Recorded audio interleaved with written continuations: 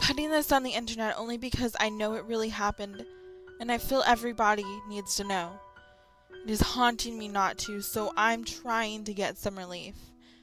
I don't care if you don't read this. Having posted it satisfies me enough that I've done my part. When I was in elementary school, I can't specifically remember when, I somehow developed nightmares. I had dreams often where I was abducted by aliens, and that was often enough to terrify me. Their simple appearance and apparent desire to take me from my family only added to my fear. Now that I'm a full-grown adult, however, I realized there were two very strange patterns about that I overlooked as a child. Things only the insightful mind of an adult would have thought to notice, and the terrified whims of a restless child could easily ignore. The first thing I noticed was strange to realize and perplexes me to this day. It was the fact that I had never known about aliens before I started having the nightmares. I hadn't even seen E.T. yet, which was obviously a bit strange for my age, but it was the truth. We didn't even own the movie at the time. This is the thing that worries me even now. How could I have nightmares about an idea I shouldn't have known existed? The second thing I can remember about those early years is perhaps the more frightening of the two, and in fact the reason I am here, telling this story today. My nightmares, as I mentioned, were reoccurring, but as I'm sure you've guessed, I have reason to believe they were credited to real events. That dreadful night, that horrible and awful night, I want so desperately to forget. Before I go further into that night, I should probably briefly give you a background of myself. My name isn't necessary, and I don't think it matters what I look like. My family was starting to find its feet. I had both my parents around and doing the best they could for two young children. I was probably 7 or 8, considering my sister was able to walk at that time and is about 5 years younger than me. I slept in the top bunk, and I would often stay up late at night. Feeling so sly, my parents never caught me, just staring out the curtain window, hypnotized by the glowing effect of street lights through a thin, white curtain. It was a perfect life, as I'd grown to realize, but at that time, I was just a happy kid. One night, though, I had the most frightening dream. I was looking out the window of a building I vaguely recognized to be a variation of my school classroom. Now I know the dreams can work like that, using places from your memory to create something familiar. Yet, even if it's an imperfect recreation, you have this feeling that makes you automatically recognize where you are. For whatever strange reason, it was night, and everyone was in class like normal, lights on so as to ward off the eerie night vibe of it all. That said, things escalated quickly. Rather, I was dropped into the dream while things were escalating.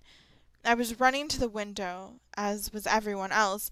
Almost immediately upon me arriving at the window, the power went out, and an intense glow began emitting from outside that could not have been regular school lights. In my dream, a large spin-top-shaped flying saucer had landed in the courtyard of our school. I turned looking slightly to my left out of the window, and although it was just a dream, that sight traumatized me all the same.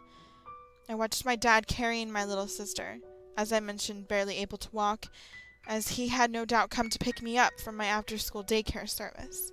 He saw the saucer, and although I know I witnessed it happen, I can't remember the details of how it happened, and can only recall this happening because I felt it like a sixth sense, or perhaps just a repressed memory.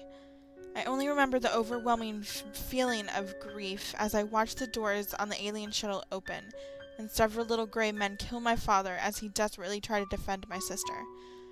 I can't remember what happened to her. I've always assumed she was taken aboard the ship, but I suppose I don't want to know if that isn't true, and a worse fate was bestowed upon her. I must have screamed in my agony because the aliens turned to look specifically at me through the window. At least I think that's why. Come to think of it, I guess not because they burst into the room and once more specifically came for me. I don't recall what happened. That's what I dreamed. That's what reoccurred in my nightmares every so often for about 5 years after. The first night I woke up crying. I didn't scream and didn't yell. I just cried as my mom came in, hearing my pitiful sobs to comfort me. I fought the nightmare for a few years, but one night it broke me again, sobbing in fear of something in my body refused to let me remember. Then there was a night I cannot forget, that haunts me to this day. I was 13 and headed into high school soon, and I remember my family was packed up and moving the next morning. As a result, I was sleeping on the floor, and even though it was carpeted, it was wholly uncomfortable to be on the ground, and I wasn't having an easy time getting to sleep. I've always been one to sleep on my side, maybe my back, but never my stomach, because it always felt like I was going to puke up my own intestines laying on it. That night I woke up uncomfortable, and in an odd fashion. I was in the anatomical position laying on my stomach and my head facing to my left. The two things I noticed immediately wrong were I was not snuggling my favorite stuffed animal, don't judge, and that I was on my stomach. Uncomfortable, I tried adjusting by lifting and twisting my body in the direction my head was laying. As I lifted my head in anticipation of this action, however, I met a startling halt. Something extremely stubborn was above my head and pushed my head back down onto my pillow, in what I might add was an unusual, gentle, but mechanically forceful fashion. I tried to scream, but nothing came out. Hell, I can't even recall if I opened my mouth. It was like I was paralyzed and unable to do anything but perceive the room around me. Then I noticed something strange about the carpet. I could feel the carpet there, but not actually with my body. It felt as though I were in a dream. My mind recognized that the carpet was there, like my mind was being told what I experienced rather than experiencing it myself. The same feeling applied to a light in the room. Although I had a lamp in the general direction of the light, I knew it was packed away with the rest of the things in my room for when we moved the next day. With my face in the pillow and the strange sixth sense-like feeling, my thoughts suddenly rushed to the nightmare that I've mentioned was reoccurring up to that point. Before I could make any real connections, though, I suddenly was feeling relaxed and drifted to slumber in seconds. Something extremely rare for me.